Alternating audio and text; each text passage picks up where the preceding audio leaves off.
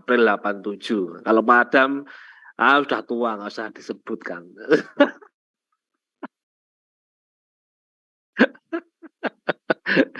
Beliau unit kerjanya di Pendidikan Fisika UIN Wali Songo Semarang.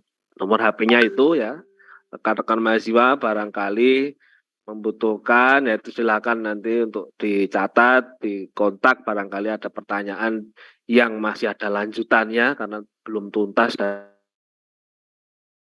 webinar ini. Kemudian apabila bisa dengan email ya, susilawati@walisongo.ac.id.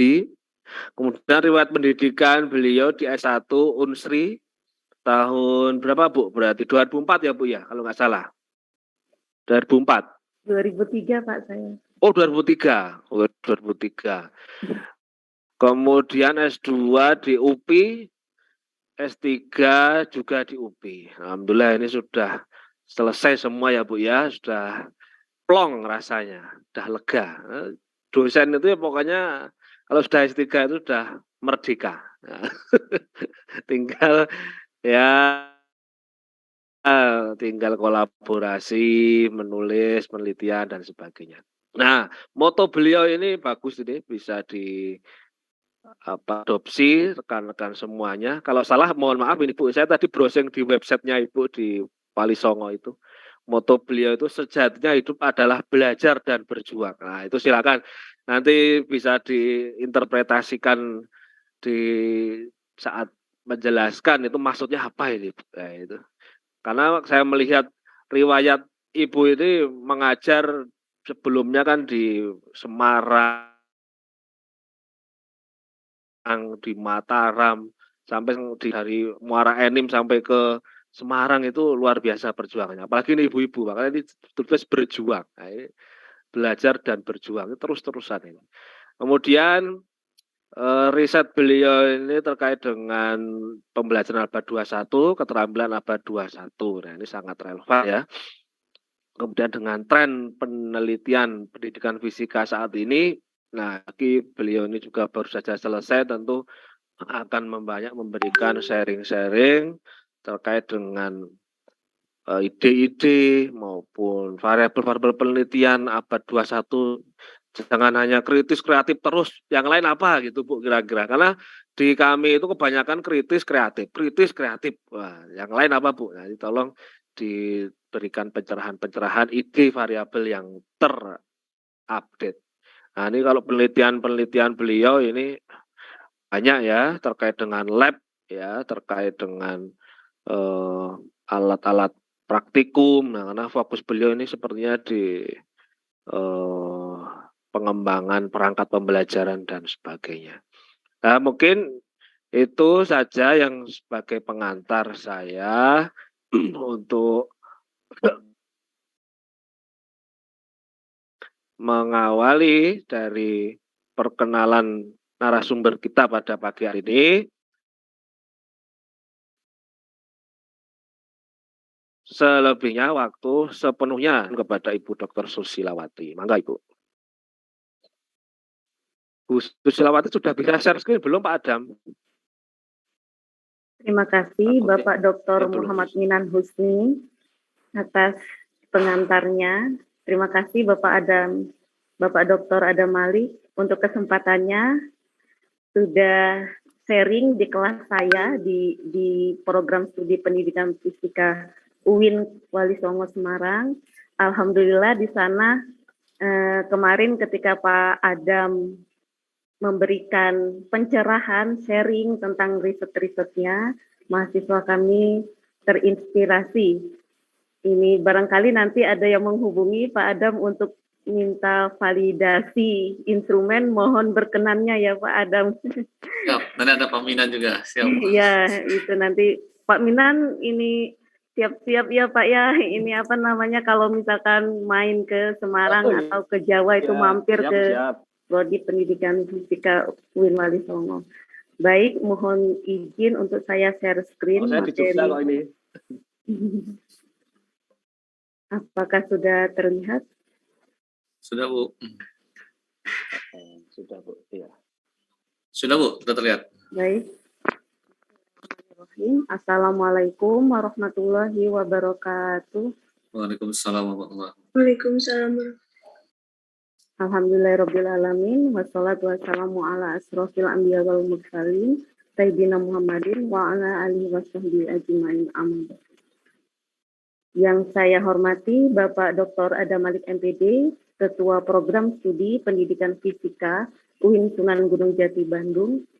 Yang saya hormati Bapak Dr. Muhammad Minan Husni, moderator kegiatan hari ini. Terima kasih Pak Adam, Pak Minan yang sudah memfasilitasi. Yang saya banggakan mahasiswa-mahasiswi Pendidikan Fisika UIN Sunan Gunung Jati Bandung. Semoga selalu semangat dalam berjuang menyelesaikan studinya dan menunaikan amanah dari orang tua. Semoga nanti mendapatkan hasil yang terbaik untuk tugas akhirnya. Terima kasih atas kesempatan yang telah diberikan kepada saya untuk sharing sekaligus belajar bersama dengan teman-teman di mahasiswa-mahasiswi Pendidikan Fisika UIN Sunan Gunung Jati. Ini nanti kita santai saja untuk saling belajar, menyimak bagaimana tren, bagaimana topik riset di bidang pendidikan fisika saat ini. Untuk itu, izinkan saya untuk sharing materi hari ini dengan judul Tren dan Eksplorasi Topik Riset Bidang Pendidikan Fisika. Yang akan kita bahas bersama hari ini terkait dengan latar belakang riset, tren riset pendidikan fisika, eksplorasi topik riset pendidikan fisika, dan kesimpulannya.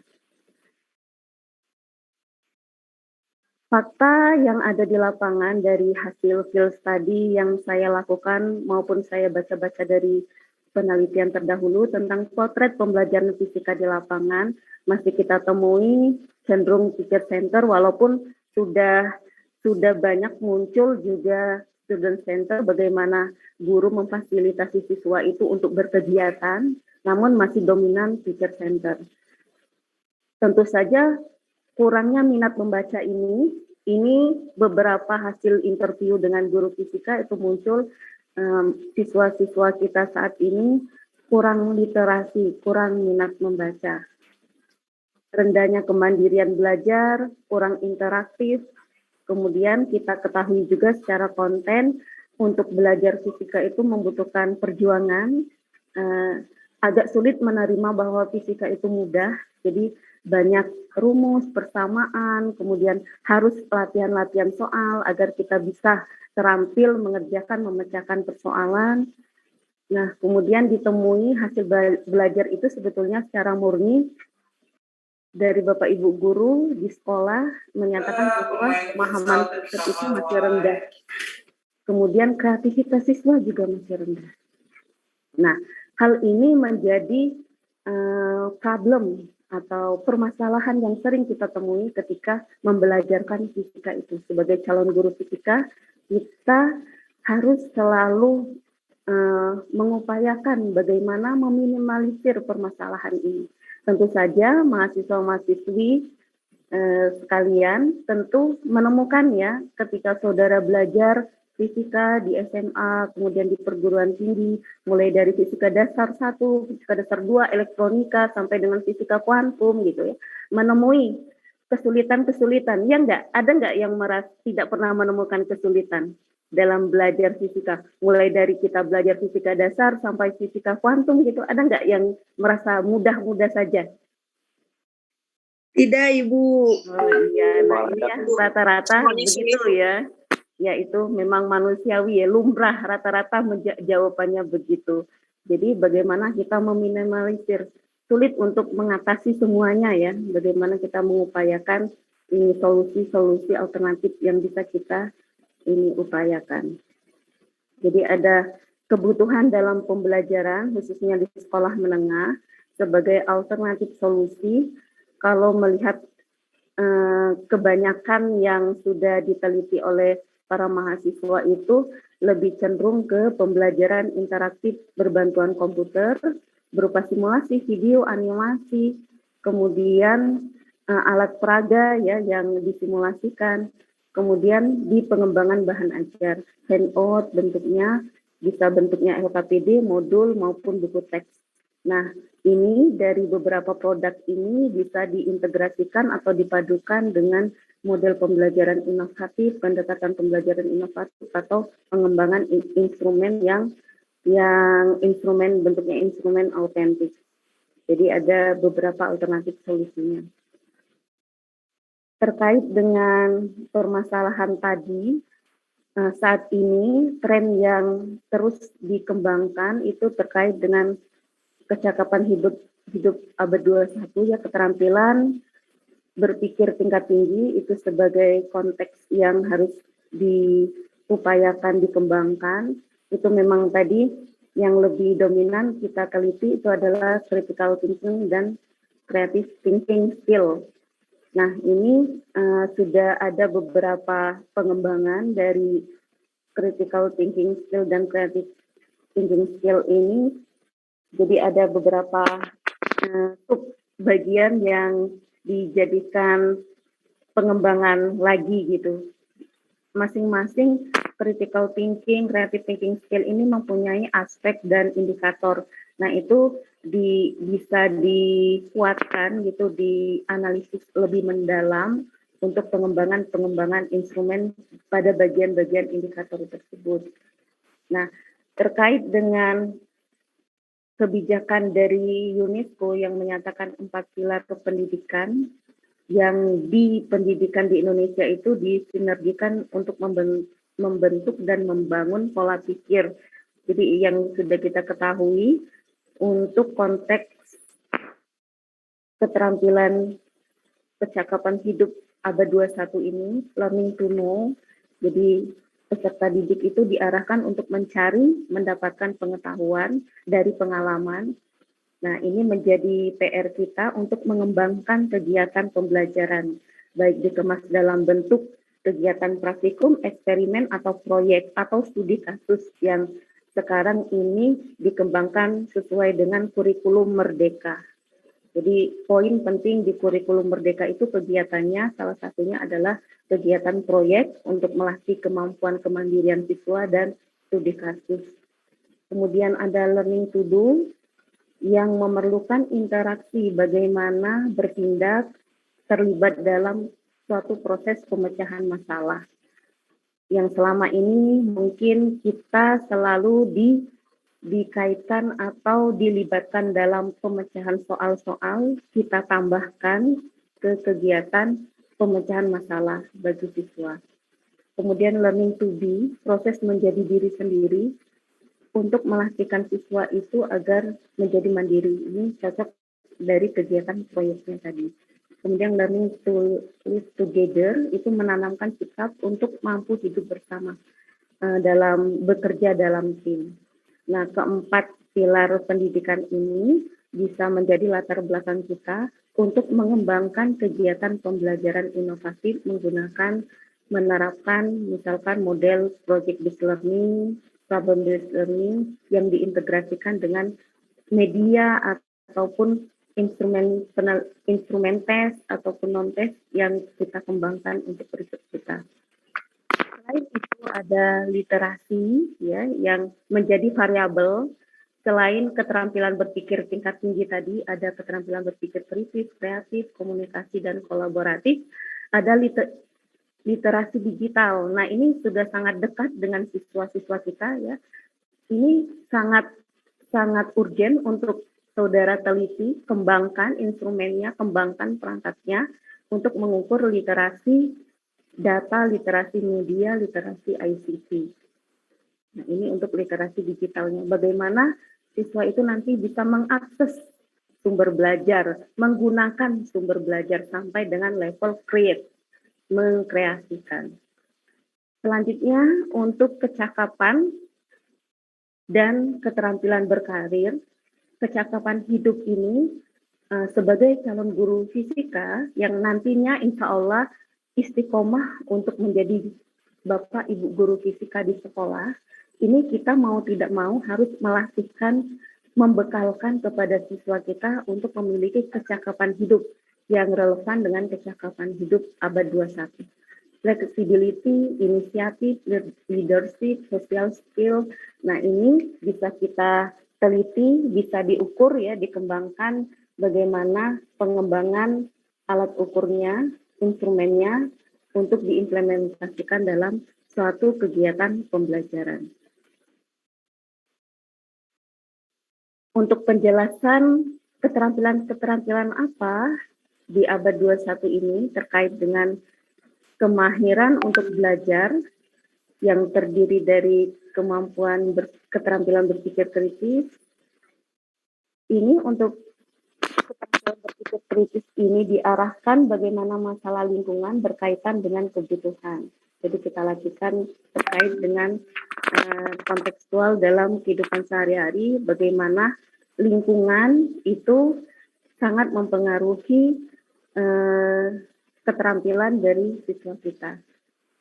Berpikir kreatif, adanya keterbatasan yang terdapat di sekitar kita, keterbatasan mungkin kalau kita mengajar nanti macam-macam ya, ada misalkan di daerah pegunungan, ada di daerah pedesaan, ada di daerah perkotaan, itu bermacam-macam fasilitas. Nah, tentu sangat tidak jarang ya ditemui keterbatasan. Nah, seorang guru itu bisa belajar menciptakan karya yang bernilai guna dan bernilai manfaat dari pengembangan kreativitas yang dimiliki. Kemudian kemampuan berkomunikasi, bagaimana kita melatihkan menstrukturkan ide-ide supaya jelas dan logis dan bisa mengkomunikasikannya. Kalau kita belajar fisika, kalau kita melakukan praktikum itu kita sangat dekat dengan atau sangat biasa melakukan komunikasi ilmiah, mentabulasikan data, misalkan membuat grafik. Nah, itu salah satu kemampuan yang bisa kita teliti ya sebagai variabel terikat penelitian, yaitu kemampuan membuat grafik, literasi grafik misalkan, kemudian mengembangkan bagaimana komunikasi ilmiah dalam pembelajaran fisika. Kemudian learning community, bekerja sama. Nah, ini sesuai dengan kurikulum Merdeka, itu pembelajaran proyek ini sangat cocok untuk melatihkan kemampuan kolaborasi, bekerja sama, sehingga suatu kegiatan atau suatu produk bisa diselesaikan secara kreatif melalui kegiatan dalam tim. Nah, kemudian ada penjelasan mengenai literasi informasi, literasi media, dan literasi teknologi terkait dengan bagaimana kita menggunakan pengetahuan yang dimiliki, mengakses media massa, kemudian menanggapi apa yang ada di media massa, informasi apa yang ada, kemudian bisa menggunakan segala macam informasi itu secara lebih efektif dan efisien. Kecakapan hidup ini yang paling penting adalah kemandirian ya. Jadi kita saat ini mungkin saudara merasakan kemandirian pada diri kita sendiri itu menurun ya. Jadi kalau kita lihat orang tua kita itu kemandiriannya itu lebih baik dibandingkan kita gitu. Kita semuanya itu harus terfasilitasi. Jadi kalau misalkan saja handphone kita ketinggalan ya, itu ada rasa tidak pede gitu ya, ada rasa yang hilang gitu. Nah, jadi itu adalah sifat ketergantungan terhadap handphone gitu kan. Nah, jadi semuanya itu masih sangat tergantung. Nah, kemandirian ini bisa kita latihkan dimulai dari sekolah menengah ya, dalam pembelajaran fisika, kemandirian apa yang bisa kita latihkan kepada siswa. Memang untuk meneliti tentang kemandirian, walaupun kemandirian ini tentu sangat penting ya untuk bekal memenuhi kebutuhan hidup, namun ini untuk mengukurnya itu sangat sulit. Namun bisa dilakukan pengembangan instrumen untuk mengukur kemandirian siswa, misalkan kemandirian menyelesaikan produk tadi, menyelesaikan suatu karya. Selain tentang kecakapan keterampilan berpikir tingkat tinggi tadi, kemudian kecakapan hidup abad 21, isu saat ini ketika kita tertarik tentang lingkungan ya, mitigasi bencana misalkan, di sini ada beberapa isu saat ini yang sering kita dengar dan tonton di televisi maupun kita dengar di radio, kita baca di internet, itu sumber daya air ya, bagaimana pengelolaan air bersih, kemudian sering kita dengar ada terjadinya bencana alam, banjir misalkan ya, longsor, angin gitu, perubahan iklim yang ekstrim, kemudian pemanfaatan energi, dan menanggulangi polusi. Nah, konteks ini bisa kita angkat untuk menjadi topik penelitian kita gitu ya. Jadi konteksnya kita angkat untuk menjadi suatu permasalahan dalam penelitian kita, sehingga nantinya bisa kita kemas penanggulangannya itu kita bisa menggunakan misalkan problem based learning model ya. Nah, itu untuk isu-isu saat ini. Dalam pembelajaran ada beberapa sumber pembelajaran yang bisa kita gali untuk ide penelitian. Mulai dari keterampilan Bapak Ibu guru di sekolah ya. Jadi ini bisa kita jadikan sebagai informasi pra-riset. Kita lakukan field study dengan Bapak Ibu guru di sekolah melalui observasi awal maupun interview, permasalahan apa yang dibutuhkan oleh Bapak yang dialami oleh Bapak Ibu guru sehingga menjadi kendala dalam pembelajaran dan membutuhkan solusinya. Nah, kemudian bisa juga kita ambil dari library dan repository dari kampus kita ya. Nah, ini untuk sumber penelitian sekarang itu yang lagi tren tentang apa saja, apa yang menjadi peluang untuk bisa kita teliti. Nah, kemudian pengembangan video dan animasi ini dirasakan masih membutuhkan peningkatan ya. Jadi kemarin kita di masa pandemi itu rata-rata pembelajaran itu dilakukan secara online sehingga membutuhkan media pembelajaran online. Nah, saat ini masih relevan sebagai suplemen walaupun sekarang ya sudah hampir semua offline, cuma tidak ada salahnya untuk mengembangkan video animasi sebagai suplemen dari pembelajaran yang real, pembelajaran offline. Kemudian pengembangan asesmen online itu pun masih dibutuhkan ya, karena keterbatasan tenaga, keterbatasan waktu Bapak Ibu guru untuk mengoreksi tes misalkan, untuk mengoreksi tugas, karena kita kan memang yang namanya pembelajaran itu ada perencanaan, ada pelaksanaan, dan ada evaluasi. Nah, rata-rata Bapak Ibu guru di sekolah itu di pelaksanaan yang dikejar. Jadi di perencanaan itu kan sudah disiapkan RPP-nya itu sejak awal. Kemudian dalam waktu 4 bulan efektif, Bapak Ibu guru itu mengejar ketuntasan materi. Apalagi di kelas 12 SMA, di kelas 9 SMP, itu Bapak Ibu guru kita itu mengejar bagaimana mempersiapkan anak didik itu untuk ujian gitu. Nah, jadi pengembangan asesmen online itu masih sangat relevan dibutuhkan saat ini. Jadi bisa menggunakan Quizzes dengan pengembangan instrumen tesnya ya. Sekarang itu kan ada yang kalau untuk menggali miskonsepsi itu ada yang fire test gitu ya. Nah, ada yang bentuk-bentuk untuk di tes diagnosis seperti itu. Nah, selanjutnya yang sangat banyak saat pandemi ini, kalau di Pendidikan Fisika UIN Wali Songo, saya rasa sama halnya dengan di UIN Sunan Gunung Jati, itu pengembangan bahan ajar dan media itu sangat banyak.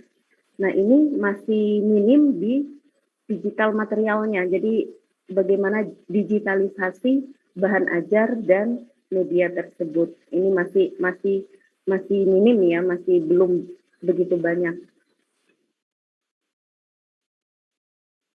Nah, itu tadi untuk bagian-bagian yang penting untuk diteliti sebagai tren penelitian di bidang pendidikan fisika. Bagaimana kita eksplorasi topik riset?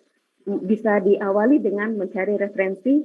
Ini saya yakin mahasiswa-mahasiswi Teteh dan AA sekalian ya sudah sangat familiar dengan Google Scholar, kemudian mencari referensi di Simago JR. Nah, ini bagian usaha kita untuk mengeksplorasi topik riset. Tapi saya sarankan yang paling penting adalah pertama, kita harus suka dulu, senang dulu ya, senang dulu. Jadi rata-rata mahasiswa, setiap individu itu mempunyai interest di bagian mana gitu ya. Jadi ada yang suka menulis bahan ajar begitu ya. Nah, berarti boleh silakan skripsinya, proposalnya mengembangkan bahan ajar, tapi bahan ajar yang kekinian, yang inovatif ya. Nanti bisa kita cari dengan mengeksplorasi topik tentang pengembangan bahan ajar yang sekarang ini. Misalkan ada yang suka praktikum, jadi ngotak-ngatik alat praktikum di lab gitu ya, senang gitu ya, ngasistensi itu senang, suka gitu. Tidak bosan-bosannya menghabiskan waktu di lab. Nah, itu silakan mengembangkan praktikum. Jadi kalau kita lihat kit fisika, misalkan kit mekanika, yang kita bisa praktikumkan di fisika dasar 1 itu pada kit mekanika itu kan hanya pengukuran gitu ya, itu konstanta pegas, paling satu kit itu hanya 3 judul praktikum yang bisa kita praktikumkan. Padahal satu kit mekanika itu ditawarkan 32 paket praktikum. Nah, hanya 3 dari 32, berarti ada 29 paket praktikum yang belum diimplementasikan atau dipraktikumkan baik di perguruan tinggi maupun sekolah menengah. Nah, itu bisa kita jadikan ide. Jadi mau praktikum apa gitu untuk menggunakan kit mekanika. Kan ada beberapa kit ya. Ada yang masih ingat kit itu di lab ada kit apa aja? Kit mekanika, kit apa lagi? Ada yang masih ingat? Apa udah lupa semua karena udah semester 7?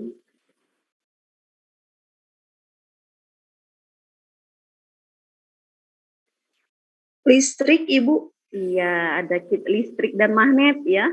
Nah, Iya, itu Ibu. ada beberapa. Nah, jadi itu bisa kita jadikan sebagai ide untuk kita kembangkan praktikumnya. Ini Pak Adam itu sangat ini ya, konsen di pengembangan praktikum ya. Nah, itu bisa jadi ide praktikumnya apa, nanti bisa menggunakan model pengembangan praktikum yang sudah dikembangkan oleh Pak Adam. Jadi ini tinggal mencoba ya, merancang bangun praktikumnya, kemudian menguji coba pengambilan datanya menggunakan ini prosedur yang sudah dikembangkan oleh Pak Adam. Nah, itu bisa saudara lakukan. Nah, ini eksplorasi topik itu misalkan kita menggunakan Google Scholar ya, kita ketikkan creative problem solving dengan dibatasi misalkan sejak 2022.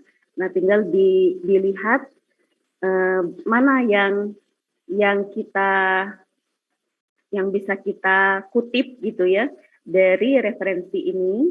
Jadi untuk misalkan berminat untuk mengambil topik mengukur kreatif problem solving, nah kita kembangkan instrumennya, kemudian kita cari ide pengembangan apa yang akan kita lakukan dari mengembangkan kreatif problem solving ini. Itu bisa dicari di Google Cendekia. Saat ini misalkan STEM dalam pembelajaran fisika ya, STEM in Physics Education. Nah, di sini ada beberapa artikel yang sudah membahas. Nah, ini bisa kita jadikan state of the art penelitian kita. Jadi, penelitian terdahulu itu yang sudah dihasilkan apa saja. Nah, kemudian dari state of the art penelitian terdahulu yang sudah dihasilkan, kita kutip beberapa artikel itu, kemudian kita cari peluangnya. Misalkan ini ya, STEM in Physics Education. STEM dalam pembelajaran fisika itu sudah diukur bagaimana implementasinya ketika project based learning, pembelajaran berbasis proyek diintegrasikan dengan STEM. Nah, itu apa hasilnya gitu ya. Kemudian sudah ada penelitian tentang penggunaan augmented reality untuk menguatkan pengetahuan konseptual di pembelajaran laboratorium. Nah, apa peluang yang bisa kita ambil? Jadi dari tren-tren itu, dari state of the art penelitian sebelumnya, peluang apa yang bisa kita kembangkan lagi? Nah, misalkan di sini kan ini ada STEM diintegrasikan dengan pembelajaran proyek, kemudian STEM diintegrasikan dengan media augmented reality. Nah, bagaimana misalkan STEM diintegrasikan dengan real laboratory misalkan ya, jadi dengan praktikum menggunakan bahan alam misalkan ya. Jadi kita mengembangkan STEM menggunakan bahan alam untuk alat dan bahan praktikumnya. Nah, ini Google Scholar saya, misalkan ada yang interest untuk meneliti di bidang konstruktivisme dalam pembelajaran fisika dan inovasinya. Di sini saya ada beberapa artikel, bisa saudara ini kutip ya untuk menambah gitu kajian pustakanya ataupun menambah referensi. Nah, di sini saya juga punya ya beberapa instrumen tes, kemudian instrumen autentik yang non tes ya untuk pengembangan penelitian saya. Kemudian saya juga ada beberapa pengembangan media. Di disertasi saya mengembangkan Open View media ini untuk mengukur kemampuan kognitif level tinggi, kemudian literasi visual dan reasoning ya, penalaran ilmiah mahasiswa. Itu saya punya pengembangan instrumennya ya. Reasoning itu kan ada beberapa level di sekolah menengah, sekolah itu SMP, SMA maupun perguruan tinggi itu ada berbeda levelnya ya untuk penalaran. Nah, itu saya konsen di sana gitu. Jadi kalau ada yang tertarik untuk mengukur penalaran ilmiah siswa misalkan ya, untuk literasi visual bagaimana mengamati, kan pengamatan itu hal yang sederhana ya, tapi butuh kita arahkan ke pengamatan yang ilmiah gitu. Jadi kalau misalkan siswa itu mengamati cahaya lampu, dia tidak hanya sadar ya bahwa lampu itu nyala kalau dihidupin terus mati kalau dimatiin ya, itu stop kontaknya. Tidak hanya itu, tetapi bisa dengan melihat cahaya lampu itu siswa bisa mengidentifikasi misalkan sifat-sifat dari atau karakteristik dari cahaya. Nah, itu nanti bisa saya bantu ya kalau ini interest di bidang itu. Nah, kemudian kalau tadi itu dari sisi Google Scholar ya yang bisa kita manfaatkan untuk mengeksplor topik penelitian, bisa juga kita akses dari Sinta ya. Ini contohnya ada Sinta 1, Jurnal Indonesian Journal of Science Education. Ini meneliti tentang penilaian proyek berbasis flipped classroom. Nah, ini untuk critical thinking dalam pembelajaran fisika. Nah, ini bisa menjadi contoh ya topik-topik terkini yang bisa saudara akses. Kemudian ada Sinta 2, bisa kita jadikan referensi Jurnal Ilmiah Pendidikan Fisika dari Al-Biruni. Ini contohnya ada beberapa pengembangan, ini praktikum ya, jadi praktikum. Yang pertama, kemudian yang kedua juga game ya, game tradisional, engklek. Engklek itu adalah permainan tradisional yang dikaji dari sisi sistemnya. Kemudian yang ketiga menggunakan pet simulation. Nah, ini saya yakin teteh-teteh dan semuanya ya mahasiswa-mahasiswi di UIN Sunan Gunung Jati sudah sangat familiar dengan pet simulation. Nah, pet simulation ini memang sudah tersedia secara online maupun bisa kita download juga ya offline penggunaannya. Ini bisa kita kembangkan. Memang sudah banyak ya pengembangannya, cuman kita bisa kembangkan lagi menjadi suplemen untuk menambah pemahaman konsep dalam berpraktikum. Nah, ini salah satu contoh artikel saya dengan judul penyelidikan perbedaan aktivitas proyek ya dan literasi digital antara pembelajaran menggunakan electronic workbench dan PET simulation. Jadi ketika pandemi itu saya membantu mahasiswa itu melakukan praktikum fisika dasar 2 itu PET simulation. Jadi yang mana yang lebih efektif? Nah, ini mungkin belum ada ya atau masih sedikit di prodi kita itu yang mengembangkan praktikum menggunakan aplikasi electronic workbench. Ini cocok untuk materi listrik ya, materi listrik dan magnet. Selain PET simulation. Kemudian ini di jurnal kita ya yang tadi sudah dikenalkan oleh Bapak Dr. Adam Malik, Journal of Teaching and Learning Physics itu alhamdulillah sudah Cinta 3 ya, punyanya kalian sendiri ya, punyanya Mbak dan Mas mahasiswa itu ini punya pendidikan fisika UIN Sunan Gunung Jati. Nah, bisa kita jadikan referensi untuk mencari ide penelitian. Nah, di sini ada yang sudah meneliti tentang topik energi, usaha dan energi, hubungan antara gaya pembelajaran bimodal dan hasil belajar. Kemudian di sini ada webtoon based physics. Jadi e-modul, bentuknya e-modul sebagai media alternatif untuk meningkatkan kemampuan berpikir kritis pada topik optik. Nah, tadi untuk referensi dalam negeri ya, jadi kita bisa menggunakan Google Scholar, bisa mengakses di Sinta dari ini dengan kata kunci pendidikan fisika. Tadi ada jurnal Sinta 1, Sinta 2, dan Sinta 3. Bagaimana kita mengakses referensi untuk eksplorasi topik penelitian di Simago.gr. Nah, kita lihat ya di alamatnya ini simago.gr.com. Kemudian kita search tentang science education. Nanti ada beberapa nama jurnal yang muncul. Biasanya kalau saya itu menggunakan Science Education dan International Journal of Science Education. Ini kalau dibuka nanti diklik itu bisa terbuka halaman untuk arsip ya, ini current issue ataupun artikel-artikel yang terbaru. Jadi karena syarat dari ini proposal maupun skripsi kita itu kan 80% dari referensi artikel hasil penelitian dari jurnal 5 tahun terakhir, maka kita harus update gitu. Tidak bisa kita melihat hanya mengandalkan skripsi yang sudah ada dari kakak-kakak kelas. Jadi kita harus mencari sendiri. Nah, karena sekarang udah mulai masuk semester 8, Bu Susi yakin saudara-saudara semua sudah mulai menyusun proposal, bahkan sudah ada yang menyusun instrumen, itu sangat baik ya.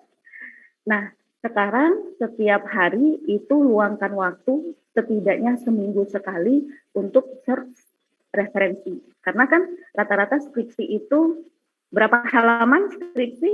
Minimal tidaknya 90 sampai 100 ya. Nah, itu kan membutuhkan kutipan, membutuhkan referensi. Jadi kita harus mencicil setiap minggu itu ada referensi yang terkait, yang relevan dengan penelitian kita, harus kita susun kajian pustakanya. Kemudian ini juga kajian pustaka terkait dengan pembahasan. Nah, selain itu, selain science education, kita bisa mengetikkan untuk search-nya itu adalah physics education. Nah, maka akan diarahkan ke physical review special topic. Nah, kalau saya lebih cenderung seringnya yang dua ini ya, physics education dan physical review physics education. Contohnya untuk yang science education ini penelitian pada tahun ini 2023, penelitian yang dilakukan oleh peneliti ya tentang STEM dikaitkan dengan hasil belajar siswa ya. Nah, ini Nanti bisa dibaca karena kalau yang bentuknya seperti ini open access, jadi bisa kita download, bisa kita kaji artikelnya, bisa kita kutip untuk kajian pustaka. Nah, kemudian di jurnal Reflective Practice, nah ini meneliti tentang reflective practice pada microteaching. Nah, saudara-saudara kan tentu sudah melalui mata kuliah microteaching. Nah, ini bisa kalau misalkan tertarik untuk meneliti di mata kuliah microteaching, bagaimana itu guru memberikan feedback ya. Nah, itu bisa mengutip dari artikel ini, Reflective Practice in Microteaching. Kemudian untuk physics education tadi yang sudah saya sampaikan barangkali, tapi biasanya banyak ya mahasiswa-mahasiswi fisika itu, pendidikan fisika yang sangat interest, yang suka ya, gemar praktikum. Nah, bisa mengambil inspirasi atau mencari inspirasi dari artikel dari Physics Education. Di sini mengembangkan praktikum-praktikum baik sederhana maupun yang modern. Nah, salah satunya ini di artikel tahun 2023, dia meneliti tentang osilasi ya, osilasi pada pendulum sederhana.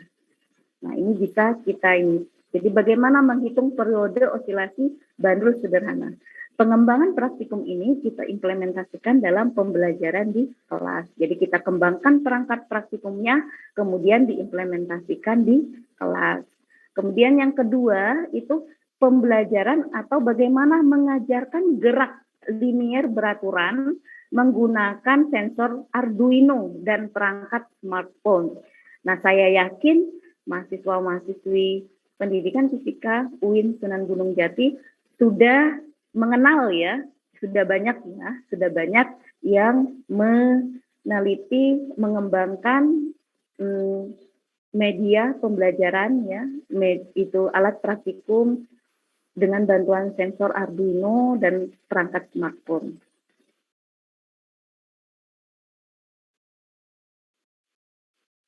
Kemudian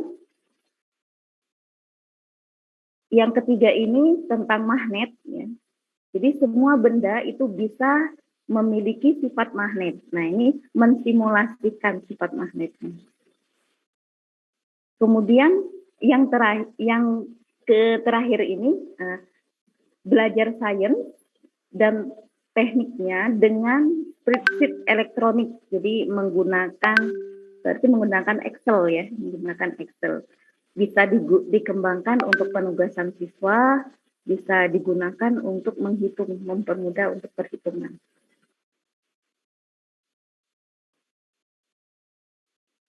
Nah, kalau tadi kita sudah membahas bersama mengenai bagaimana tren penelitian yang sudah ada, kemudian bagaimana mengeksplorasi topik penelitian.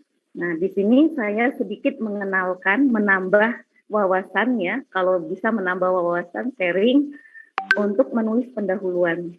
Jadi pendahuluan ini sangat urgen ya, menjadi inti dari suatu penelitian ya. Di latar belakang itu penting atau tidaknya penelitian bisa dituangkan dalam latar belakang.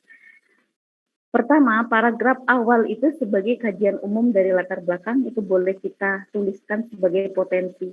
Jadi diharapkan apa yang kita tuliskan di latar belakang itu relevan ya, ada benang merahnya dengan penelitian apa yang akan kita lakukan. Jadi kita harus menghindari penulisan yang tidak nyambung antara paragraf 1 dengan paragraf kedua latar belakang gitu. Jadi setidaknya ada di paragraf awal itu ada potensi atau kajian umum pentingnya dilakukan penelitian yang melatar belakangi penelitian.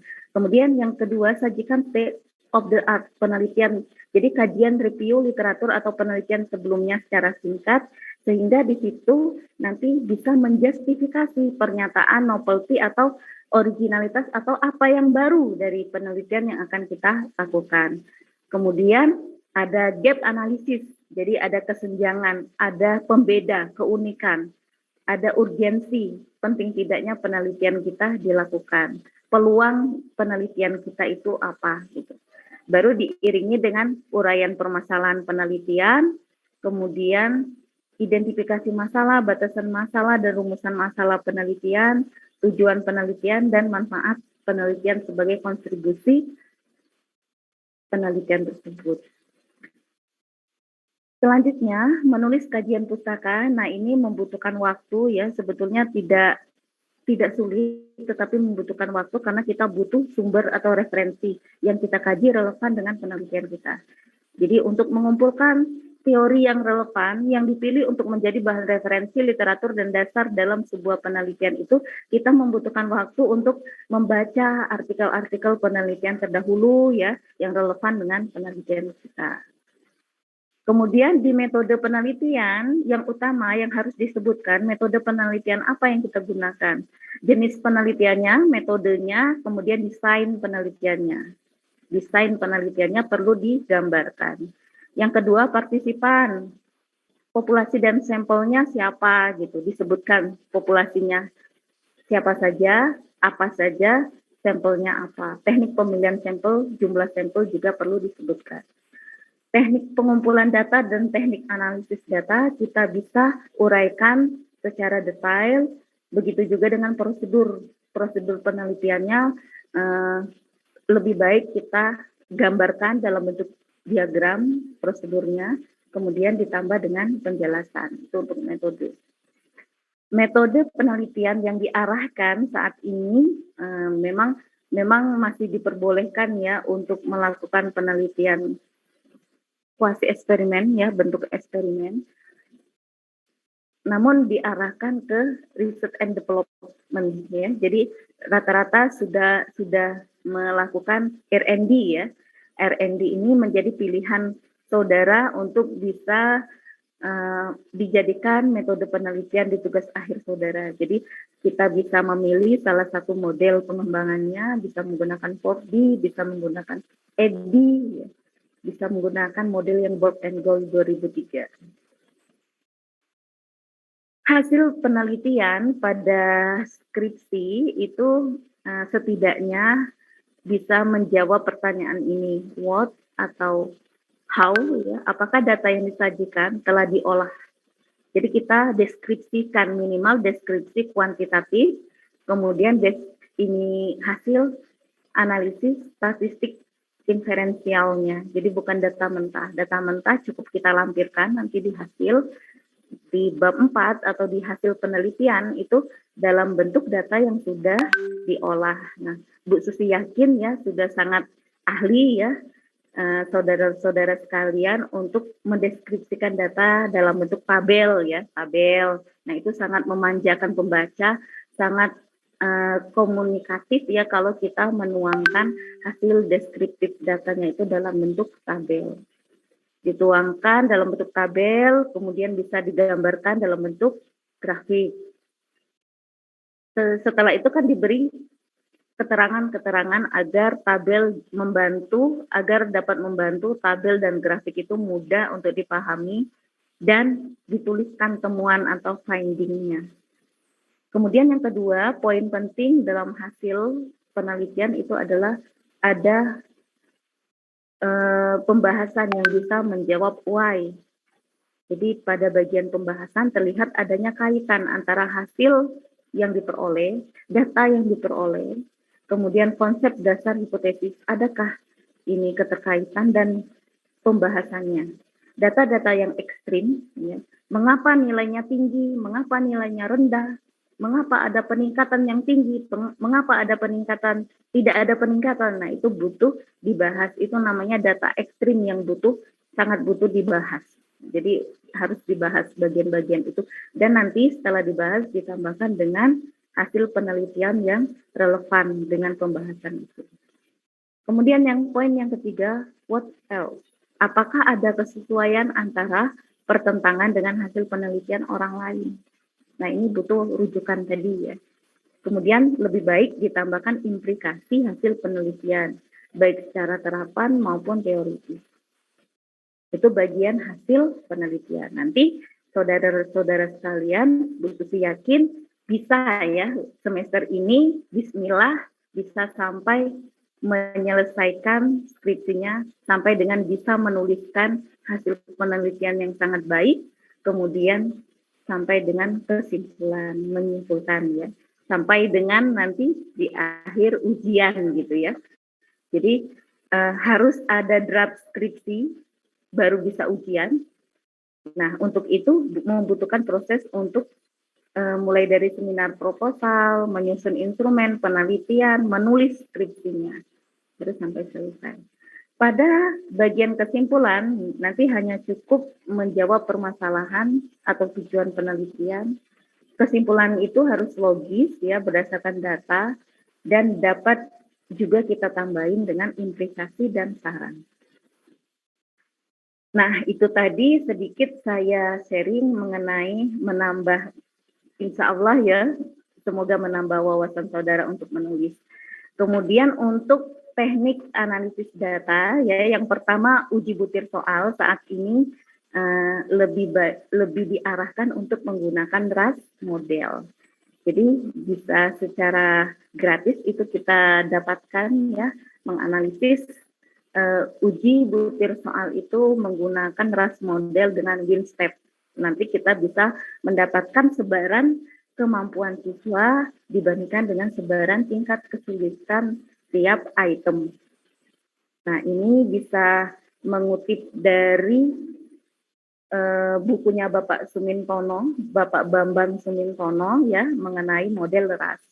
Untuk teknik analisis uji butirnya itu sudah banyak ya tutorialnya. Jadi bukan berarti teori klasik tidak dipakai lagi, bukan berarti begitu ya, itu masih bisa digunakan, tapi untuk sesuatu yang tambahannya ya, Bu Susi harapkan saudara-saudara sekalian itu bisa belajar menganalisis butir soal dengan menggunakan RAS model. Nanti bisa kita ini ya, lihat hasil analisis butir soalnya itu bagaimana kita melihat kemampuan siswanya, sebarannya, kemudian tingkat kesulitan itemnya. Nah, di sini nanti bisa kita gunakan WinStep ini. Jadi dari tabel ini yang sudah contohnya ya, misalkan siswa 20 PK, ini kode termasuk kategori siswa yang tidak cermat, di mana butir soal termudah kedua, nomor 9, dan keempat, nomor 5, dia tidak bisa mengerjakannya dengan benar, padahal soal yang lebih sulit dia bisa kerjakan, misalkan butir soal 10. Nah, jadi di sini ada dua sisi yang bisa diakses ya, dari kemampuan siswanya dan dari kesulitan soalnya. Nah, ini pun misalkan yang 07 PK dan 09 LK ini kodenya pola respon yang sama, indikasi terjadi saling contek. Nah, selanjutnya saya berikan contoh hasil analisis statistik validasi butir soal dengan model RAS yang saya gunakan di penelitian saya. Jadi saya mengambil dari hasil analisisnya itu dari data outfit mean square sama outfit z square, kemudian point measure correlation.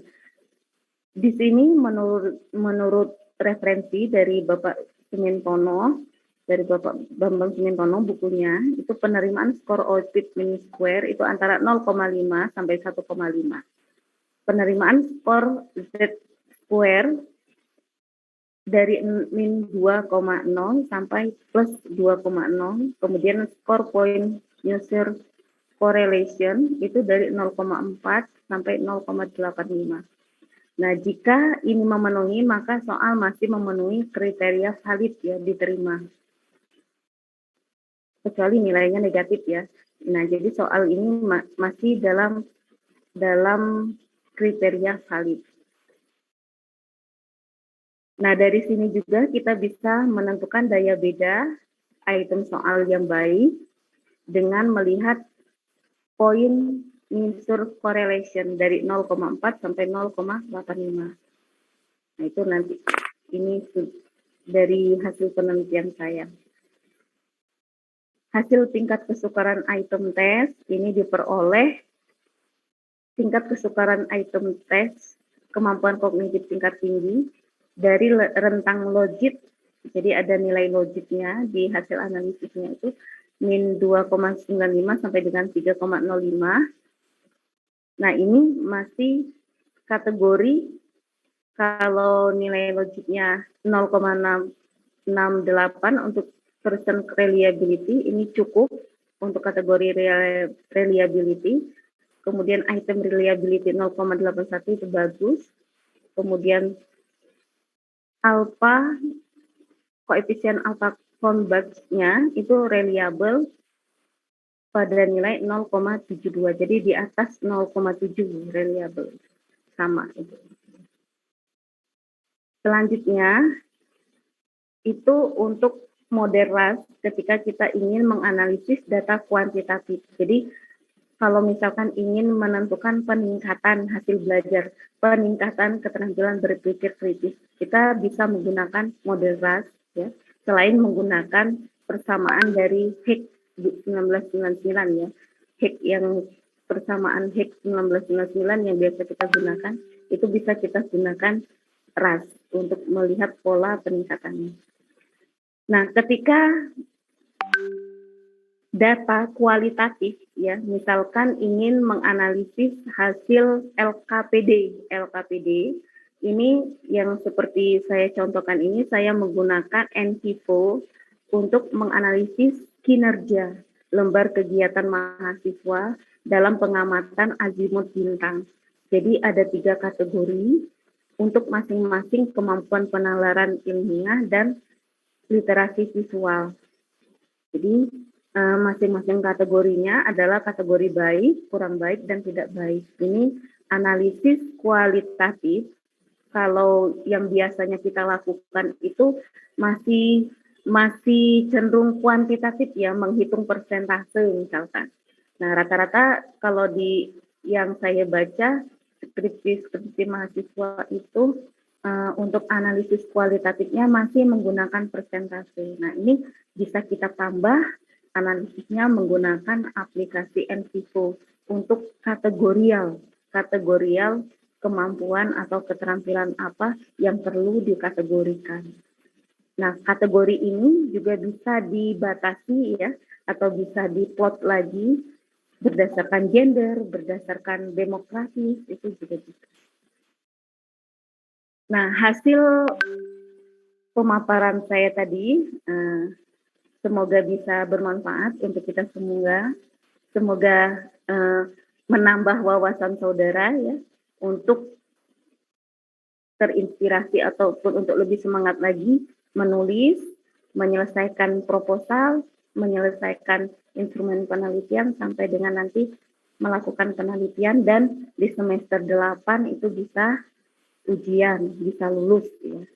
Nah, ini saya simpulkan dari hasil pemaparan saya tadi terkait dengan tren riset bidang penelitian pendidikan fisika itu lebih ke arah evaluasi dan asesmen, yaitu online assessment, kemudian model dan pendekatan pembelajaran inovasi berupa project based learning, STEM, studi kasus dalam pembelajaran fisika, kemudian pengembangan learning management system, misalkan pembelajaran berbasis web, media pembelajaran, pengembangan augmented reality, virtual reality, pengelolaan laboratorium dan pengembangan praktikum fisika, masih mengembangkan keterampilan berpikir tingkat tinggi, penanggulangan miskonsepsi, dan memfasilitasi kurikulum merdeka. Ini berdasarkan studi pendahuluan yang saya lakukan, hasil analisis artikel-artikel, tren riset bidang pendidikan fisika saat ini ada 8 poin ini. Kemudian untuk eksplorasi topik riset dapat dilakukan dengan beberapa cara, diantaranya melakukan field study, studi pendahuluan, untuk mendapatkan data empiris pra penelitian melalui wawancara dengan Bapak Ibu guru di sekolah, observasi awal pembelajaran, kemudian menganalisis artikel pada jurnal 5 tahun terakhir, khususnya artikel yang mengkaji penelitian pendidikan sains atau pendidikan fisika, kemudian mengunjungi website tentang pendidikan, boleh dari Kemendikbud, Simeo, USAID, untuk mendapatkan data atau informasi perkembangan pendidikan terkini. Selain Kemendikbud, Simeo, USAID, bisa juga dari data tim dan PISA. Demikian paparan dari saya, sharing dan belajar bersama dengan mahasiswa-mahasiswi terbaik dari Pendidikan Fisika UIN Sunan Gunung Jati. Ada beberapa poin-poin untuk bisa dijadikan semangat dalam menulis dan melakukan penelitian. Untuk menulis skripsi yang baik adalah skripsi yang selesai. Tekad semester ini lulus. Setiap hari direnungkan, sudahkah mengerjakan skripsi hari ini? Jangan terlena dengan deadline yang masih lama. Jadi ini, gunakan waktu sebaik-baiknya untuk berkontribusi menulis skripsi agar cepat selesai, dan tadi yang disampaikan oleh Pak Minan itu kalau sudah selesai, plong. Ya. Demikian pemaparan dari saya. Terima kasih, semoga saya tunggu kabar baiknya dari mahasiswa-mahasiswi angkatan 2019 ini bisa lulus ya di semester 8 ini. Terima kasih. Saya kembalikan kepada Bapak Dr. Muhammad Minan Husni. Terima kasih. Wassalamualaikum warahmatullahi wabarakatuh. Waalaikumsalam warahmatullahi wabarakatuh. Luar biasa ini, mahasiswa semuanya masih semangat ini, terlihat dari video kameranya ini, tolong diaktifkan semua ini. Kita sudah masuk pada sesi diskusi. Ini sambil menunggu, saya juga akan menyapa rekan-rekan yang sudah bergabung. Ada Prof. Khairul, ada Pak Dindin, ada Bu Herni, Bu Winda, terus siapa lagi Pak Adam ini? Ya, ketua prodi jurusan.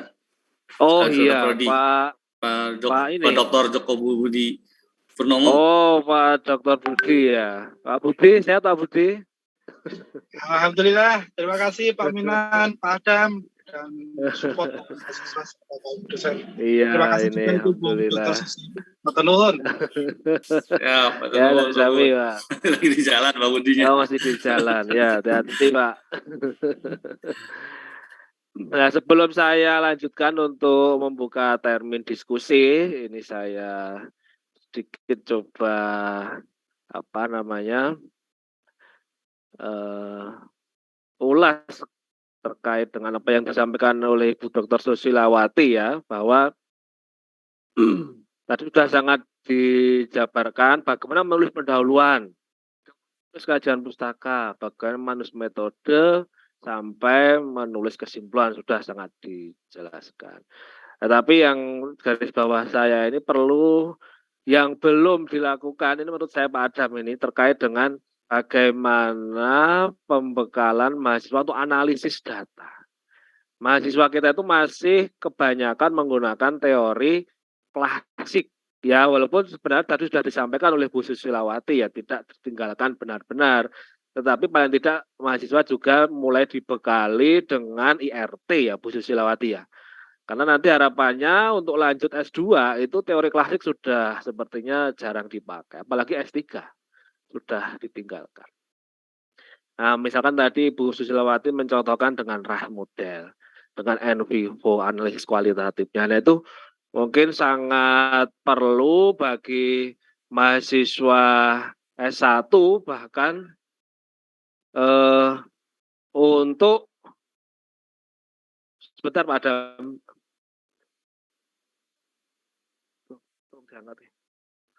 Mahasiswa S1 untuk dipersiapkan ya mengenal terlebih dahulu terkait dengan adanya IRT, RAS model, NVivo, dan sebagainya.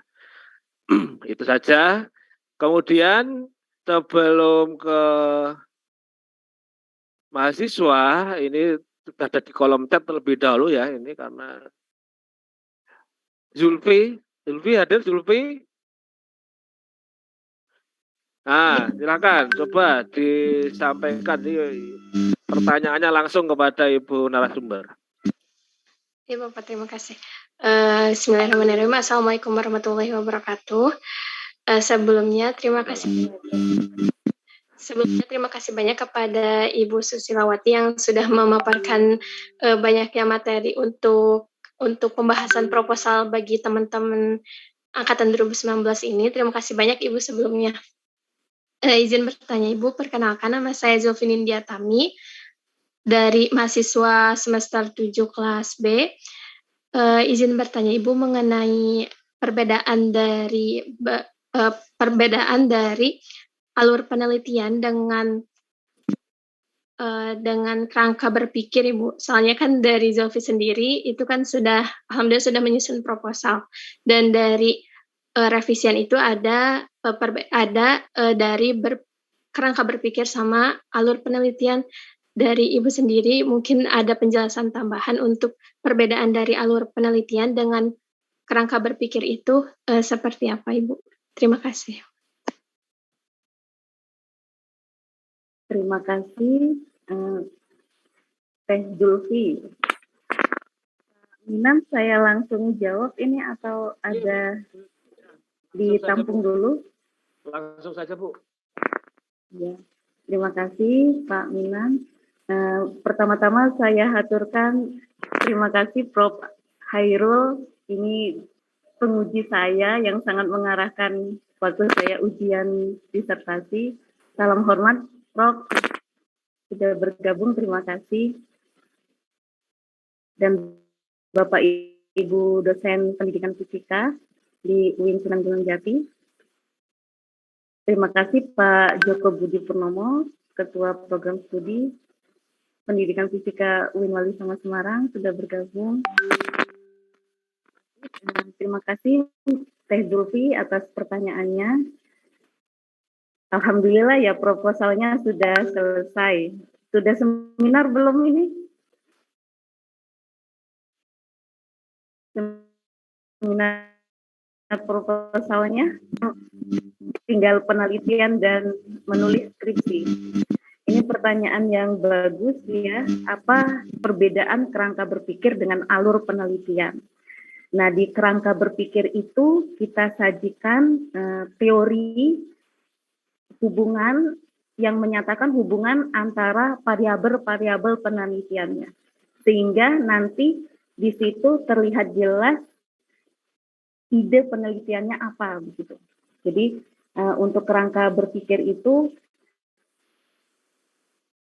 kajian teori, kemudian dasar teori mengenai variabel-variabel penelitiannya, baik variabel bebas maupun variabel terikat disajikan di kerangka berpikir itu, dituangkan di kerangka berpikir itu, digambarkan dalam sebuah diagram ya, kemudian dari situ akan dihubungkan sehingga muncul ide penelitiannya. Jadi bermuara pada ide penelitiannya, itu untuk kerangka berpikir. Kemudian kalau alur penelitian ini lebih rigid, mengemukakan, menggambarkan prosedur penelitian yang kita lakukan dari awal sampai akhir. Dari studi pendahuluan, dari permasalahan, kemudian step by step apa yang kita lakukan, di situ dituangkan dalam alur penelitian. Ini juga digambarkan, biasanya ya digambarkan dalam bentuk grafik sampai dengan findingnya, temuannya, sampai dengan temuannya. Jadi yang lebih rigid itu adalah alur penelitian. Ini digambarkan dengan jelas mulai dari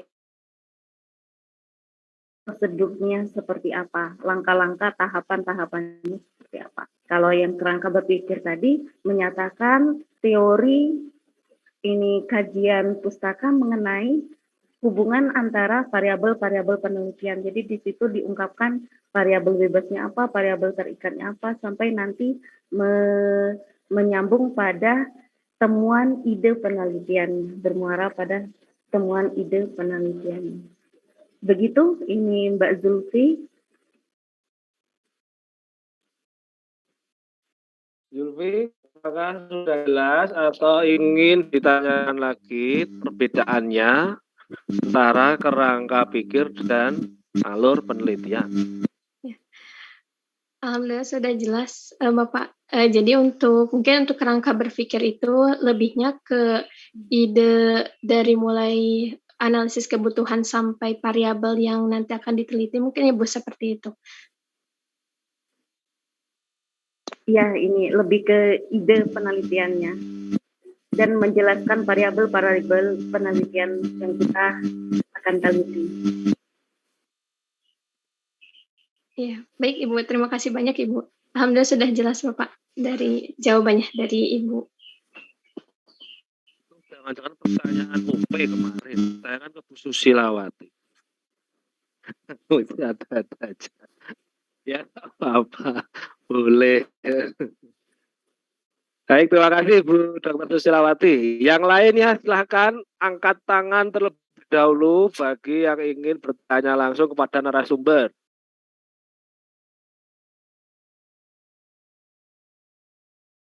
Pertanyaan UP dari penguji juga boleh ditanyakan di sini. Mumpung ada narasumber.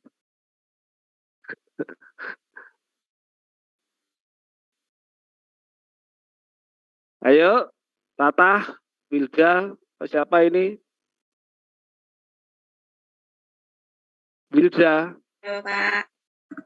Ya, silakan. Belum ada, Pak, untuk pertanyaannya. Belum ada. Oh, Sidnan. Oke, Kak Sidnan. Ya, baik. Bismillahirrahmanirrahim. Assalamualaikum warahmatullahi wabarakatuh. Terima kasih banyak Bu atas pemaparan pengarahannya riset penelitian pendidikan fisika.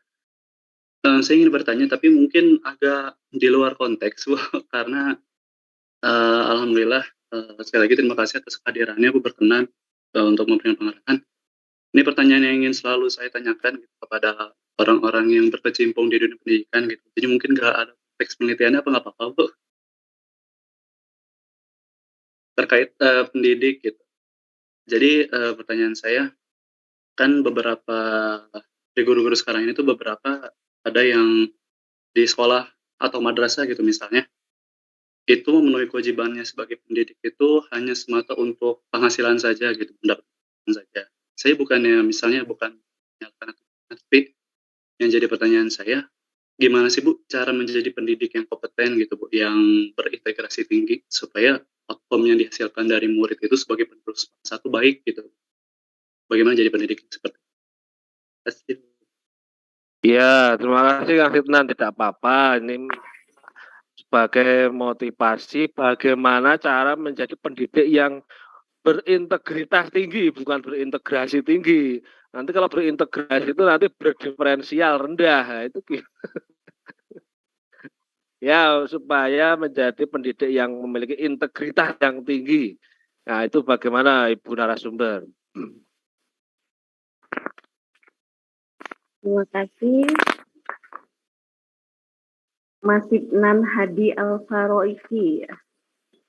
Bagus sekali ya, ini pertanyaannya ini sangat menyentuh hati ya. Bagaimana menjadi pendidik berintegritas tinggi.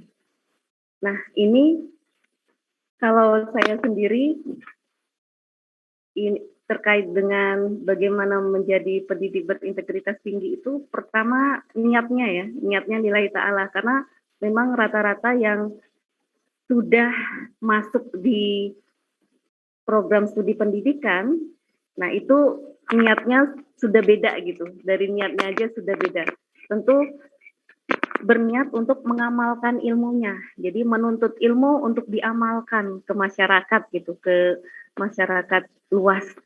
Nah, lillahi ta'ala ini dalam rangka menggapai ridho Allah Subhanahu wa ta'ala ya, Jadi yang pertama itu ikhlas untuk beramal ya, di Kementerian Agama tuh dicanangkan begitu, ikhlas untuk beramal.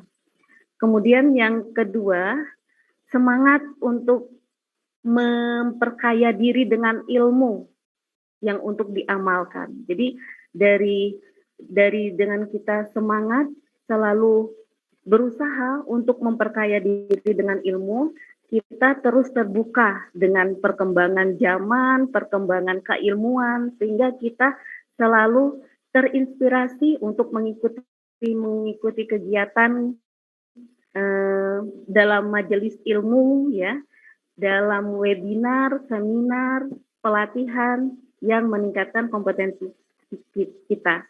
Kemudian yang ketiga itu berinteraksi, bergaul dengan orang-orang dalam pengembangan ilmu. Jadi kalau kita sudah menyukai ya di bidang pendidikan ini, jadi senang mengajar gitu, kemudian berinteraksi dengan siswa, berinteraksi dengan teman-teman sekeliling kita untuk belajar, nah itu akan mendapatkan wawasan yang lebih, pengalaman yang lebih dari yang tadinya kita belum memiliki keterampilan, belum memiliki wawasan yang cukup, itu bisa menambah wawasan, kemudian keterampilan kita untuk bisa diamalkan lagi ke siswa ya, ke anak didik. Jadi itu tiga poin power ya yang menurut saya menjadi penting untuk menjadi seorang pendidik yang berintegritas tinggi. Jadi tidak hanya sekedar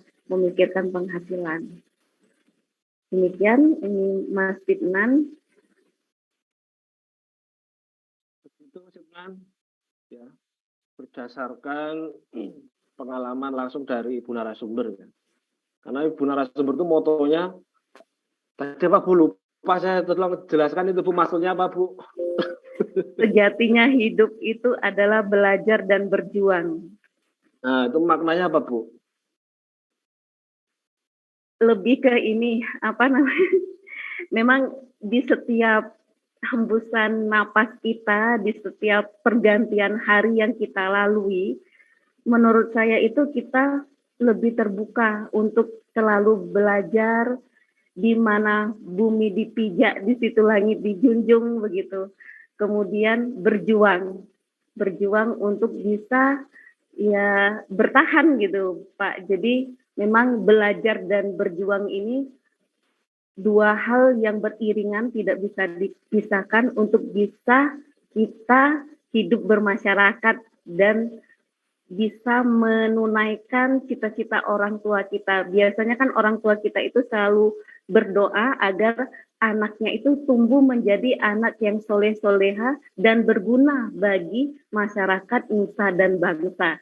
Menurut saya belajar dan berjuang itu sangat mengarah pada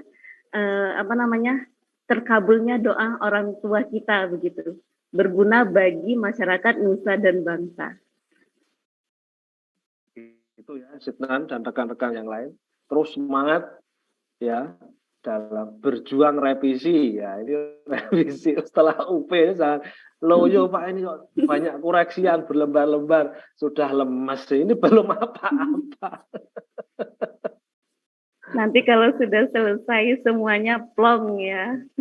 Iya. Ada lagi yang ingin didiskusikan dari rekan-rekan angkatan 2019 ini? Silakan. Boleh angkat tangan. Raise hand-nya diaktifkan. Sambil menunggu yang bertanya, kalau Ya, menurut saya ini di angkatan 2019 sudah ini berhasil ya seminar proposalnya. Proposalnya sudah jadi, artinya bab 1 sampai bab 3 udah beres gitu, udah selesai. Kemudian referensinya juga sudah mumpuni untuk menjadi skripsi. Nah, itu hal yang harus sangat banyak disyukuri. Karena hal yang ini ya, untuk menjadikan kita itu orang yang bersyukur, adik-adik, mungkin ada yang seangkatan kalian, kemudian adik-adik kelasnya itu masih meratapi ya, mau judul apa, meratapi belum dapat judul gitu, belum dapat ide. Nah ini sekarang sudah separuh jalan, jadi jauh lebih baik dibandingkan yang belum terpikirkan ya, masih meratapi judulnya itu. Nah ini tinggal separuh jalan lagi yang harus dituntaskan. Jadi sudah punya bekal istilahnya. Nah bekalnya ini ditambah lagi supaya menjadi hasil yang terbaik. Jadi tinggal separuh jalannya lagi untuk menuju ke SPD, Sarjana Pendidikan. Amin. PD. Ada lagi? Silahkan. Satu penanya lagi. Terakhir.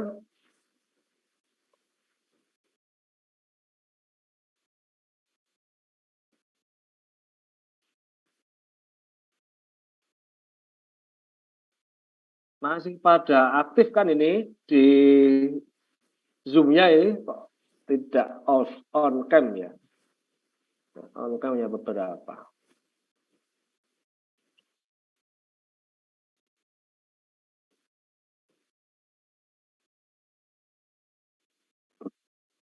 Baik, saya hitung sampai 3. Kalau tidak ada ya berarti memang sudah jelas dan siap melakukan revisi masukan dari penguji kemarin ya. 1, 2, 3. Tetot. Sudah habis waktu. Baik, terima kasih Ibu Dr. Susiawati MPD atas sharing-sharing ilmu, pengalaman, dan juga saya sudah mencatat tadi ya, catatan dari Ibu ya ada sih banyak ini. Kalau boleh saya bacakan ya.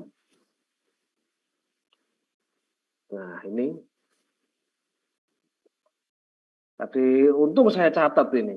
Soalnya tadi Pak Adam tanya untuk sertifikat, judul materinya apa Pak Minan? Oh ya sebentar Pak Adam.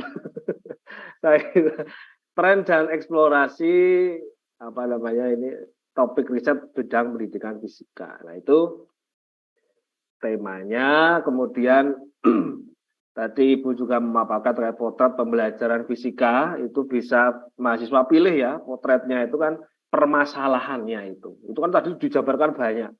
Mahasiswa tinggal pilih salah satu saja sesuai dengan riset yang ingin dilakukan. Kemudian tadi juga menyampaikan kondisi ideal pembelajaran untuk mencapai ya sesuai dengan kecakapan hidup abad 21, learning skill, life skill, literasi. Nah itu. Kemudian topik-topik materi yang masih relevan diantaranya terkait dengan kontekstual ya, perubahan iklim, global warming, energi, polusi, bencana alam, SDA dan lain sebagainya. Kemudian untuk mengawalinya dengan senang terlebih dahulu ya, untuk penelitian itu harus disenangi. Yang senangi apanya ya? Misalkan alat praktikumnya, bahan ajarnya senang. Kalau ada yang senang menggambar, ya dia media ajarnya itu komik. Ada yang senang inovasi-inovasi, ya alat praktikum dan sebagainya. Ada yang senang digital IT, ya berarti e-modul atau AR, VR. Nah itu harus dengan passion senangnya dia di bidang apa. Tadi sudah disampaikan oleh Ibu narasumber. Kemudian tahapan-tahapan rincian menulis pendahuluan, kajian pustaka, menulis metode, menulis hasil, sampai kesimpulan tadi pun juga sudah sangat detail dijabarkan. Nanti mohon untuk file materinya mohon bisa dibagikan kepada mahasiswa ya Bu. Ya itu supaya nanti bisa diulang-ulang kembali oleh mahasiswa bagaimana cara menulis pendahuluan, menulis kajian pustaka, metode, hasil terutama ini mahasiswa itu kalau menulis hasil itu kadang hasil dan pembahasannya itu antara pembahasan dengan hasil lebih banyak hasilnya. Jadi pembahasannya itu paling hanya beberapa paragraf, 1 lembar, 2 lembar, tapi hasilnya yang banyak sekali. Nah, maka di situ harus dikaitkan tadi hal-hal yang ekstrim itu data-data ekstrim dikaitkan dengan hipotesis ditunjang dengan fakta yang jelas. Selain juga ditambahkan pendapat yang bersesuai atau yang bertentangan dengan hasil penelitian orang lain. Nah, itu biasanya yang kurang di situ. Kemudian tren riset. Nah, ini tadi banyak Ibu jabarkan ada 8 kurang lebih Di antaranya ada online assessment, ini belum sama sekali, belum pernah ada menurut saya. Kalau model inovatif sudah banyak, LMS ada beberapa, media AR, VR sudah banyak. Nah, kurikulum merdeka itu sepertinya juga masih sedikit. Nah, itu tolong bisa menjadi info kepada teman-teman yang belum dapat judul, tentu sudah semua ya ini. Berarti mungkin kepada adik tingkat yang akan mengikuti jejak-jejak kalian nanti di semester 7, semester 8 terkait dengan tren riset ke depan seperti itu.